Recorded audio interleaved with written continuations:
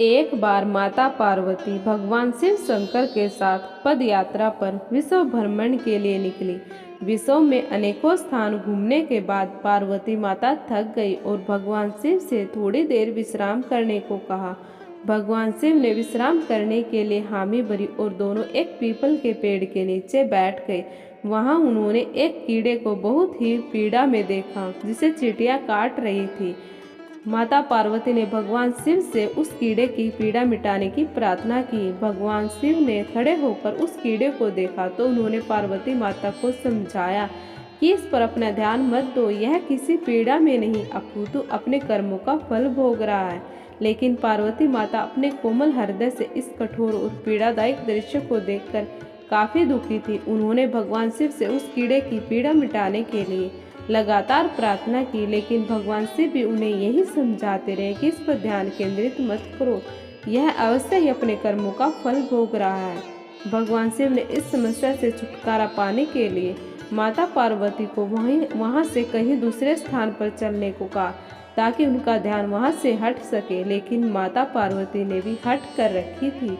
वह बोली, जब तक इसकी पीड़ा नहीं मिटेगी मैं यहाँ से नहीं जाऊंगी। अब भगवान शिव को तिरिया हट के आगे मजबूर होकर उस कीड़े की पीड़ा मिटानी पड़ी। भगवान शिव बोले, पार्वती ठीक है, मैं इसका कष्ट मिटा रहा हूँ, अगर बाद में यह कुछ गड़बड़ करे तो तुम मुझे दोष मत देना। माता पार्वती ने कहा, ठीक है महाराज, पहले आप इसका कष्ट मिटाएं। फिर भगवान शिव ने अपनी शक्तियों से उस कीड़े को, राजा, चींटियों को, उसकी प्रजा और उनके लिए बहुत ही सुंदर नगरी बना दी। उसमें राजा का आलीशान महल था। अब यहाँ से उस राजा की वास्तविकता शुरू होती है, जिस कारण उसे एक कीड़े के रूप में पीड़ा मिल रही थी। अब जब सब कुछ बनकर तैयार हो गया था तब भगवान शिव ने राजा, जो पहले कीड़ा था, से कहा, भाई अब तू अपना राजपाट संभाल, हम चलते हैं।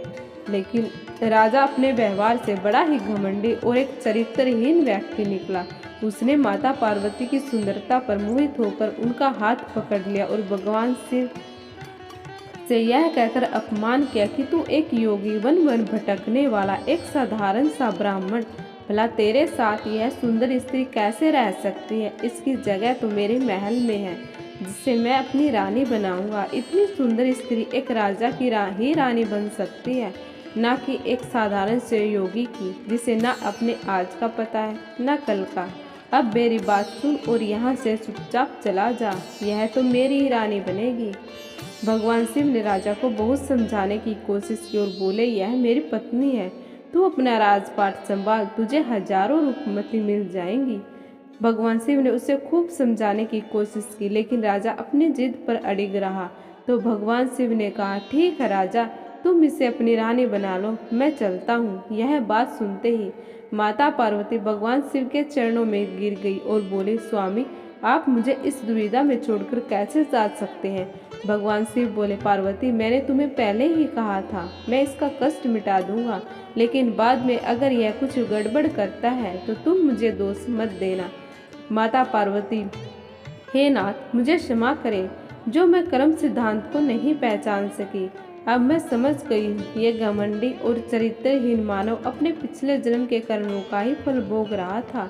इस क्रूर मानव ने अवश्य ही अपने जीवन में अनंत पाप किए होंगे, जिसका दंड इसे इस जन्म में कीड़े के रूप में भुगतना पड़ रहा है। भगवान शिव प्रसन्न हुए कि चाहे पार्वती ने जिद करके ही इसका कष्ट मिटाना चाहा, परंतु अब वह कर्म सिद्धांत को समझ चुकी थी। फिर भगवान शिव ने अपनी शक्तियों से परिस्थितियां पहले जैसी कर दी। राजा को वही कीड़ा और प्रजा को वही चींटियां बनाकर उसके कर्म सिद्धांत को उसके हाल पर छोड़ दिया। अब माता पार्वती भी राजे राजे भगवान शिव के साथ अपना भ्रमण पुनः प्रारंभ करने के लिए चल पड़े। आपको यह कहानी कैसी लगी प्लीज़ कमेंट करके ज़रूर बताएं। अगर यह पुरानी कहानी आपको पसंद आए तो प्लीज़ चैनल को लाइक करें, शेयर करें और सब्सक्राइब करना बिल्कुल ना भूलें। बेल आइकन को जरूर प्रेस कर लें और वीडियो को अंत तक देखने के लिए आप सभी का बहुत बहुत धन्यवाद।